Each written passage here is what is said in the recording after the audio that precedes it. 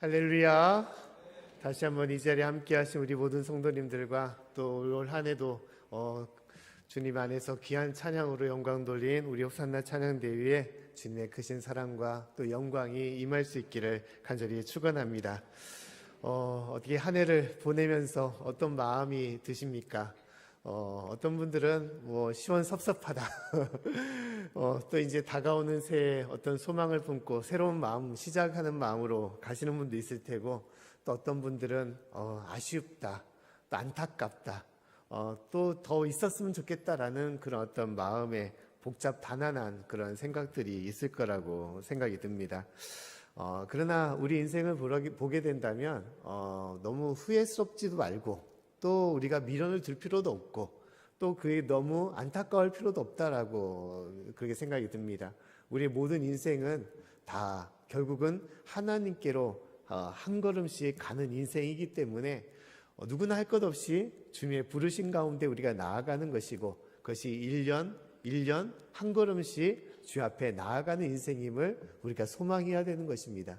그렇기 때문에 우리가 주님께로 나아가는 인생이기에 우리는 감사하고 기뻐하며 또 우리가 찬양할 수가 있는 것이고, 아쉬움과 여러 섭섭함들은 다 내려놓고 오직 기쁜 마음으로 우리가 주님의 부르심으로 또 새해를 맞이해야 될 거라고 믿습니다. 2024년도에도 주님께서 예비하시는 그 놀라운 은혜를 우리가 다 누리시고 주 안에서 강건하시며 또 주님께 영광 돌릴 수 있는, 또 주님의 사명을 잘 감당할 수 있는 우리 모든 양지교회 성도님들이 될 수 있기를 간절히 축원합니다. 송구영신 예배의 말씀을 준비하면서 어떤 것을 준비할까 하다가 오늘 잘 알고 있는 말씀을 생각하게 되었습니다. 그 말씀은 무엇입니까? 기쁨으로 단을 거두리라라는 그런 말씀이죠. 주님께서 주시는 그 단을 거두는데 기쁨으로 단을 거두자. 새해에는, 하나님께 주신 그 해에는 진실로 많은 단을 거둘 수 있는, 또 기쁨의 단을 거둘 수 있는 그런 한 해가 되었으면 얼마나 좋을까. 각 가정에 그러한 기쁨과 또 그런 행복이 가득 차면 얼마나 좋을까라는 그런 생각을 하게 되었습니다. 그러면서 중요한 것은, 오늘 말씀에 있어서 중요한 것은 무엇이냐? 그 기쁨의 단을 거두는데 어떤 사람이 거둘 수가 있느냐? 그 자격에 대해서 말씀을 이어나가고 있다는 것입니다. 기쁨의 단을 거둘 수 있는 사람은 어떤 사람입니까? 오늘 말씀 보면 눈물 흘리며 씨를 뿌리는 자, 그런 자가 기쁨의 단을 거둘 수 있음을 얘기하고 있는 것이죠. 눈물 흘리며 씨를 뿌릴 수 있는 자, 씨를 뿌리는데 굳이 눈물까지 흘릴 필요가 있을까? 그러나 이 모든 것들은 어떻게 보면 약간 대조법이죠. 눈물과 기쁨을 통해서 더 기쁨을 강조하기 위한 그러한 한 표현이 있겠지만, 그러나 눈물의 씨앗, 눈물을 흘리며 씨를 뿌린다는 것은 그곳에는 또 하나님의 깊은 뜻이 있음을 우리가 또 바라볼 필요가 있습니다. 그래서 우리가 새해에 기쁨의 단을 거두기 위해서 우리 많은 성도님들이 또 눈물의 씨를 뿌려야 되는 것이고, 또 그것이 우리에게 또 다른 은혜와 축복이 됨을 우리가 잊지 말고 그 가운데 나아가야 될 거라고 믿습니다. 그렇다면 이 눈물은 어떠한 눈물을 말하는 것이겠습니까? 누구나 할 것 없이 이 눈물은 수고의 눈물임을 우리가 생각해 볼 수가 있는 것이죠. 씨를 뿌리는 것은 당연히 땀방울이, 땀 흘림이 있어야 되는 것이고 노력과 수고가 필요한 것이죠. 열매를 맺는 데 있어서 입만 벌린다고 떨어지는 것은 아니지 않습니까? 노력이 필요하고 또한 땀 흘림이 필요하고 심지어 눈물 흘림이 필요함을 말씀을 하고 있는 것이죠. 농사를 지을 때 있어서 땀 흘림이 있어야만이 진실로 풍성한 열매가 그 가운데 있음을 우리가 다 알고 있지 않습니까? 우리가 농사를 짓는 데 있어서 쌀을 거두는데 이 쌀밑자의 뜻을 보게 되면 어떤 한자의 뜻을 가지고 있느냐? 쌀밑자를 보게 되면 위로 팔자, 또 밑으로 팔자와 가운데 십자가 새겨져 있습니다. 이것은 표현하면 8과 10과 8, 그래서 88이라는 그런 뜻을 가지고 있는 게 쌀 밑자인데, 이것은 무엇을 말하냐? 한 톨의 쌀을 얻기 위해서는 그 논에 들어가서 88번의 그런 땀 흘림이, 또한 그런 수고가 있어야 됨을 얘기하는 뜻에서 쌀 밑자를 만들었다는 것입니다. 그러니까 농사가 그냥 이루어진다는 것이 아니죠. 그만큼 수고와 노력이 함께 들어가야만이 온전한 열매가 이루어짐을 얘기하고 있는 것입니다. 우리 삶이 그런 것이죠. 우리의 삶에 수고가 있어야만이 그 열매가 따라오는 것은 당연한 것입니다. 근데 문제는 무엇입니까? 이 당연한 것을 우리는 잊어버리고 살 때가 많이 있죠. 유행심을 바라보며 살아갈 때가 많이 있습니다. 사행심을 생각할 때가 많이 있어요. 갑자기 복권 한 장을 통해서 엄청난 돈을 또 이루기를 원하거나, 또 내가 크게 수고하지 않았는데도 우리가 어떠한 투자를 통해서 몇 배, 또 심지어 몇십 배의 그런 이윤을 얻기를 원하는 것이 대부분의 사람들의 마음인 것이죠. 가면 갈수록 그만 좀 수고했으면 좋겠다, 그만 좀 힘들었으면 좋겠다, 그냥 노력하지 않고 우리가 열매를 얻고자 하는 마음들이 많아질 때가 있습니다. 하지만 그것은 잘못된 것이죠. 잘못된 것입니다. 그것은 바르지 못한 것이고 온전하지 못한 것입니다. 열매를 거두기 위해서는 노력이 필요한 것입니다. 할렐루야. 노력이 필요하죠. 수고가 필요한 것입니다. 땀 흘림과 눈물이 있어야만이 온전한 열매가 이루어질 수 있는 것입니다. 그것을 바르지 않고 일확천금, 갑자기 내가 그것을 통해서 또 큰 것을 얻으려고 하는 것은, 그것은 거짓된 것이고 잘못된 것입니다. 사단의 유혹에 불과한 것이에요. 이것에 투자했더니 돈이 많이 생기더라. 그런 것을 바라보면서 일을 하지 않고 노력하지 않고 살아가는 것은, 그것은 거짓된 모습임을, 또한 그것도 제약된 모습임을 우리가 깨달아야 되는 것입니다. 게으름은 또 다른 죄의 모습임을 우리가 생각해 볼 필요가 있습니다. 특히 우리가 영적인 부분에서 수고의 눈물이 필요함을 우리가 깨달아야 되는 것이에요.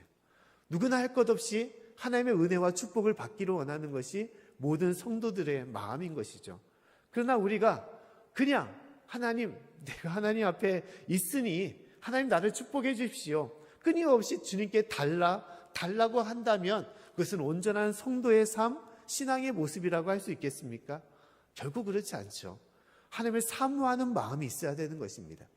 하나님께 진실된 마음으로 주님을 찾고 주님께 나아가는 모습이 있어야 되는 것이에요. 예배에 대한 사모함이 있고 모든 것에 정성을 들여 주님께 예배드리는 자, 눈물 흘리면서 주님께 나오는 자를 주님께서는 기억하시고 더 크신 사랑을 그 가운데 베풀어 주시는 것입니다. 말씀에 사모함이 있어야 되는 것이고 기도에 사모함이 있어야 되는 것이죠. 주님께 나오는 그 사모함과 그 열심으로, 그 노력으로 주님 앞에 주님을 섬기며 나아갈 때 성령 충만한 역사가 그 가정과 그 삶에 이루어지는 것이고, 성령의 열매가 그 가운데 충만해지도록 주님께서 인도해 주시는 것입니다. 그런데 우리가 부모님의 신앙, 또 할머니 할아버지의 신앙을 조금씩 잃어가고 우리는 너무너무 나태한 그런 신앙으로 살아갈 때가 많이 있지 않습니까? 그냥 주를 섬기는 그 자체로 하나님께서 축복해 주실 거야, 내가 믿는 그 자체로 하나님께서 나를 사랑해 주실 거라, 그런 마음을 가지고 있지만 그렇지 않다는 것이죠. 진실로 주님을 사랑한다면 수고의 눈물, 수고의 노력이 필요함을 말씀하고 있는 것입니다. 사랑하는 성도 여러분, 다가오는 2024년도에도 영적인 눈물을 주님께 흐르며 수고의 땀방울로서 주님께 주시는 영적인 열매를 거두어 나갈 수 있는 저와 여러분의 삶이 되기를 간절히 축원합니다. 진실로 주님께 그렇게 나아가야 되는 것이죠. 모든 것은 수고가 필요한 것입니다. 한 그런 이야기가 있습니다. 그 산악인 중에 고산동 씨라는 그런 산악인이 있습니다. 이분도 이제 엘리베이터 산을 여러 번 정복하신 분인데, 한 기자가 이제 이 고산동 산악인에게 다음같이 물어봤어요. 아니, 남산도 올라가기 힘든데 어떻게 엘리베이터 산을 그렇게 쉽게 정복할 수 있느냐라고 그렇게 물어봤습니다. 그자 이제 고산돈 씨가 뭐라고 대답했겠습니까? 그건 한 발자국씩 올라가면 됐습니다 라고 그렇게 얘기를 했다는 거예요. 한 발자국씩, 두 발자국도 아니고 한 발자국씩 올라가면 엘리베이터 산을 정복할 수 있습니까? 라고 물어보니까 당연하죠. 어떻게 두 발자국씩 갈 수 있겠습니까? 물론 어려울 때도 있습니다. 한 발자국 옮기는 것도 엄청난 시간이 들어갈 때도 있어요. 하지만 그럴 때일수록 숨죽이고 차분히 한 걸음씩 한 걸음씩 가다 보면 정상에 되는 것이고 그곳에 태극기를 꽂았던 것입니다 라고 얘기를 했다는 거예요. 그것은 모든 인생이 다 똑같은 거예요. 모든 인생의 이 삶을 살아가는데 한 걸음 한 걸음이 필요한 것입니다. 그 마음으로, 그 정성으로, 그 노력으로, 그 눈물로 나아갈 때 하나님의 은혜가 그 가운데 임하게 되는 것입니다. 사랑하는 성도 여러분, 진실로 영적인 마음에서도 주님을 사모하는 마음으로 한 걸음씩 2024년도를 걸으며 나아갈 때 주님께서 함께 하시고 그 걸음을 가볍게 하시고 그 걸음을 인도하시는 귀한 은혜가 임할 수 있기를 간절히 축원합니다. 또 눈물은, 두 번째 눈물은 무엇이겠습니까? 수고의 눈물과 더불어서 두 번째 눈물은 인내의 눈물을 말하는 것입니다. 인내의 눈물. 우리가 살면서 고난이 없는 사람들은 없죠. 고난에 따른 아픔과 상처와 또 눈물이 담겨질 수밖에 없습니다. 내가 원하지 않은 고난을 당할 때가 많이 있죠. 우리가 코로나의 시대를 보냈지만 몸이 힘들고 어려워질 때도 있는 것이고, 또한 물질적인 문제로 힘들어질 때가 있습니다. 또 사람과의 관계로 아플 때가 많이 있어요. 내가 원하지 않은 것으로 인해서 많은 상처와 어려움 가운데 살아갈 때가 많이 있습니다. 그러나 그 모든 것을 어떻게 합니까? 그 고난 속에서도 우리는 끝까지 참고 인내하고 연단하여 주님 앞에 나아갈 때 하나님의 기쁨의 단을 거둘 수 있음을 말씀하고 있는 것입니다. 어려움이 있다고 금방 포기하고 내가 절망하고 슬퍼하며 미워하며 우리가 저주할 때 그 인생은 기쁨의 단을 이루지 못하는 것입니다. 무너지는 인생이 될 수밖에 없는 것입니다. 오늘 말씀 보면 이 시편 126편의 말씀은 이제 이스라엘 백성들에게 주셨던 기쁨의 단에 대해서 얘기를 하고 있어요. 그 기쁨의 단은 무엇이냐? 1절부터 4절까지 다음과 같이 말씀을 하고 있습니다. 우리 말씀을 한번 읽어보겠습니다. 자, 시작. 여호와께서 시온의 포로를 돌리실 때 우리가 꿈꾸는 것 같았도다. 그때 우리 입에는 웃음이 가득하고 우리 혀에는 찬양이 찼었도다. 열방 중에서 말하기를 여호와께서 저희를 위하여 대사를 행하셨다 하였도다. 여호와께서 우리를 위하여 대사를 행하셨으니 우리는 기쁘도다. 여호와여 우리의 포로를 남방 시내들 같이 돌리소서. 아멘. 자, 그들이 1절부터 4절까지 뭐라고 얘기하고 있습니까? 우리가 꿈꾸는 것 같다라고 말하고 있어요. 왜 그러냐? 포로에서 해방이 되었기 때문에, 나라를 회복했기 때문에, 야, 이게 진짜 꿈이야? 생시야? 라면서 그는 기뻐했다는 것이죠. 웃음이 가득하고 찬양이 찼고 진실로 주님 앞에 영광과 감사를 돌렸던 그 모습을 얘기를 하고 있습니다. 그런데 이러한 기쁨의 단을 이루기 위해서 그들은 그냥 세월을 보내면서 살아왔었습니까? 어렵고 힘든 시기를 보내면서 그들은 가만히 있었습니까? 그들은 70년의 포로 생활을 했었습니다. 바벨론에 끌려가고 페르시아의 그 포로 생활을 하면서 그들은 아픔과 고난 속에서 지낼 수밖에 없는 것이죠.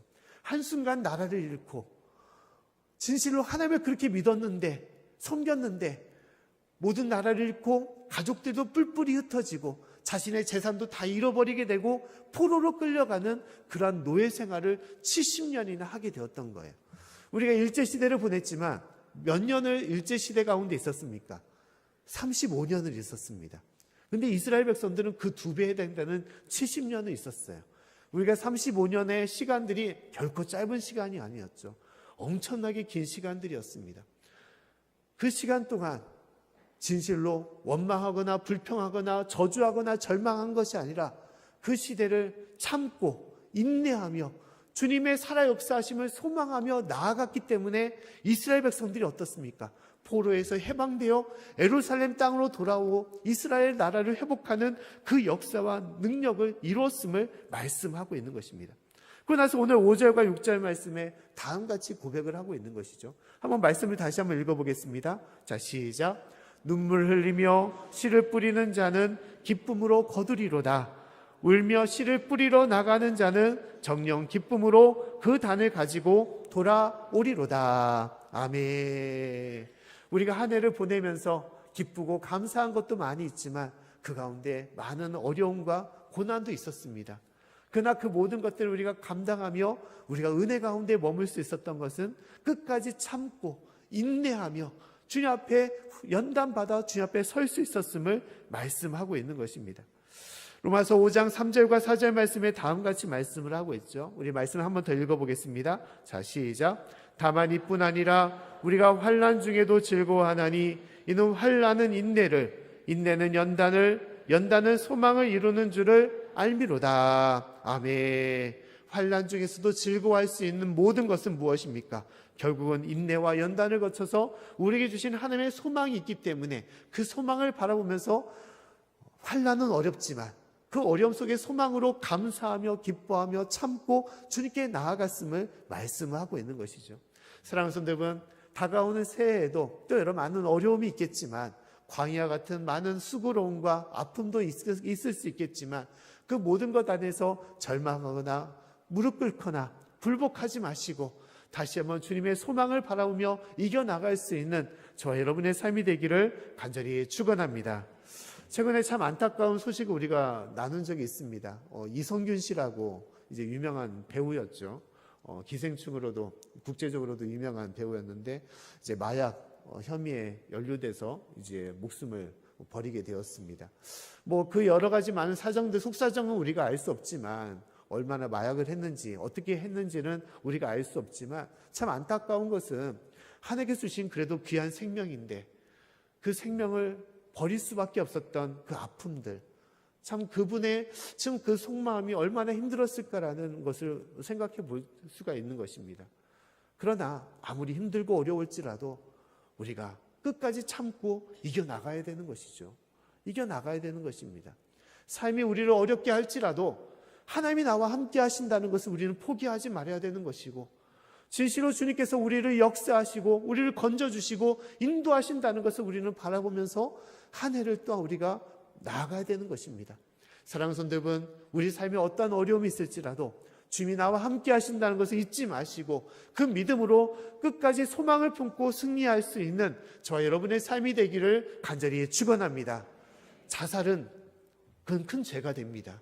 심지어 절망하는 것도 큰 죄가 되면 우리가 알아야 되는 것입니다. 절망은 무엇입니까? 하나님이 역사하신다는 것을 믿지 않는다는 것을 말하는 것이에요. 힘들 수가 있죠. 어려울 수도 있습니다. 하지만 절망하지 마시고 우리는 믿고 소망을 품어야 되는 것입니다.